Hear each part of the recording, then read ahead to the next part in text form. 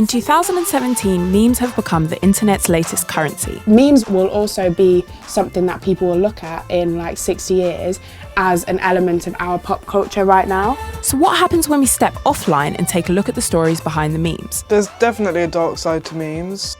The meme said, this is what you get if your sister sags your dad. From where it all began, I'm Richard Dawkins. In 1976, I coined the word meme. To what we know today. There's a lot more to memes than banter, but laughter is as good a place as any to start. Why do you use memes? They're funny. I think it like captures something in one space. Don't know. They just explain what you can't explain. Yeah, man, I think Rachel's beautiful because she's got good brains.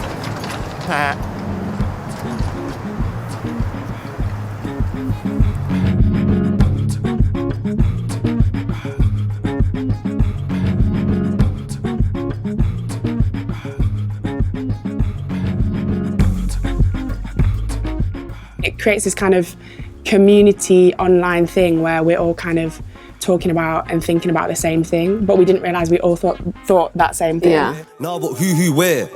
Like where? How do we get right there? Like no. What and where? What and where? What, where? How do you... Man. Like who, what, where? Nah, but who, where? Like where? How do we get right there? Like no. Who and what and where? Who and what and where? What, where? What, where? How do we get right there? Swing the remix god! When the whole Donald Trump thing happened, those memes were ridiculous, like ridiculous. When the Pepsi Max thing happened, the memes were ridiculous. Memes being used in politics rather than being a good or a bad thing is kind of an inevitable thing. Like the gif of Theresa May laughing. And she just there like, is hilarious, but everything will be memed. I feel like Brexit memes really kind of helped you make sense of what the madness that was going on and took the edge off. Even the video of the guy who was doing the BBC interview and then his kids ran it, because of how memes are now, like it worked in his favor, you know? Yeah. Like, you know, everybody just saw the like funny side. So that's where it's at. But where did it all begin? When do you think the word meme was coined? 1959 BC. I would say 2015. 2005. Mind you, there is that like biological thing about memes being something like passed on that's not genetic. I'm Richard Dawkins. I was Professor of the Public Understanding of Science at Oxford. I've written a number of books, and the first one in 1976 was called The Selfish Gene, and in the last chapter of that book I coined the word meme. The whole book had been about the gene as the unit of natural selection. The gene is a replicator. It makes copies of itself, accurate copies. Natural selection is the differential survival of replicators, mostly genes. But genes are not the only things that are copied from person to person. Ideas are copied from brain to brain. They don't go via the same routes as genes do. It's a different route. It goes via speech or via imitation in the broadest sense. Imitation can travel through books or through papers or through radio waves or through the internet. Memes are ideas that spread from brain to brain in the same kind of way as genes spread through the population. And what do you think of that, the way that the internet has kind of hijacked the original meaning of the word meme? I'm very happy to talk about memes spreading through the internet. I'm a little bit less happy if the word is only used to mean a picture with some writing on it, because that isn't the only meaning of a meme. I'm not going to use the word internet meme for a picture with writing on it.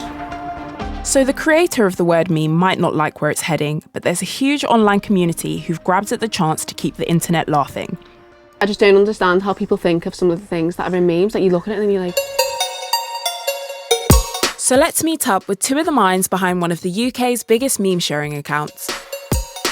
They post hilarious photos with relatable captions, and they do it anonymously under the name Hackneys Finest. Hackneys Finest, as everyone knows, well, we're hoping everyone knows, is an Instagram account, what's our slogan? Bringing people together through entertainment. A lot of people would think that, you know, we'd like to be famous or have our faces shown or, you know, be a mini celebrity or something, but it's not something that we're really interested in. The first celebrity that followed was Dizzy Rascal. Yeah.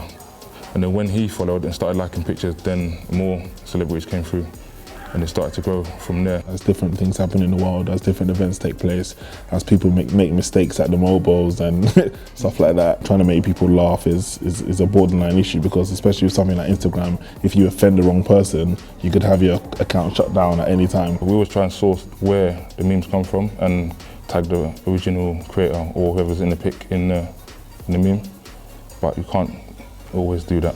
Should you be uploading memes if you can't give the guarantee of where it's originally come from? If it's all like, in good faith, and because sometimes the people in the meme will say, oh, that's me, and you tag me on it, and they don't mind it being posted. There's some memes you don't want to be, and then you just end up being that, and there's nothing you can do about it. Two people who definitely believe there's a dark side to memes are Matthew Byrne and his brother Craig, a Celtic football fan who was turned into a meme. Craig has Apert syndrome, a rare genetic condition that causes his bones to fuse together. It affects his whole body. I can't walk a certain distance because my hips and my feet get sore. I grip my hands, I can't grip a lot of stuff. Can't play sports or anything you enjoyed and stuff, can't walk a distance. He might not be able to play football, but that doesn't stop him from watching a lot of it. Dad and Craig are always at the home games, away games, so it's nice to see people, you know, recognise them, be like, oh, I know them too. And their day at a pre-season friendly back in 2015 seemed no different. Celtic media people came up to us and said, can we take a quick photo of you two together? They said, yeah, no problem. And Craig thought that was it, until one of his brothers spotted the photo being used in a meme on Twitter over a year later. I was just checking my Twitter in the morning, roughly about 9 AM, and then I follow on Twitter Changing Faces, a charity that helps people with like facial disfigurements that's helped Craig in the past before. So it popped up saying like, can you please take this down? Like this is a person kind of thing, and it had a picture of Craig attached to it. And it was a picture of me just by myself and Dad being cut out of the photo. I was helpless. I can't like go to the person like, why are you doing that? Why did he put that up? We should get a photo out saying, let's just retweet it, let's say this is my brother, he's just out to support his team. Can we get a retweet and a follow for him? So we discussed it, and again we were a bit apprehensive because it was getting his photo out. The post got hundreds of retweets, and Craig went from having 143 followers to 4,500 followers, the vast majority of them football fans. And the support didn't stop online. After learning of his story, Celtic contacted Craig. He was sent signed merchandise, fan art, and the club even covered his story in their magazine. Rangers fans, other clubs in Scotland, people, People weren't even interested in football, totally got on board, people from different parts of the world, talk about their own children. Europe, Africa, like just all over the world. It's just incredible. So there you have it. The good, the bad, and the ugly of memes. From the instant hits to the casualties, with every meme there's a story to tell. But ultimately, it's all about the humour and the countless hours we spend retweeting, double tapping, and sharing the joys that are memes. Catch me outside, how about that? How about that? How about that?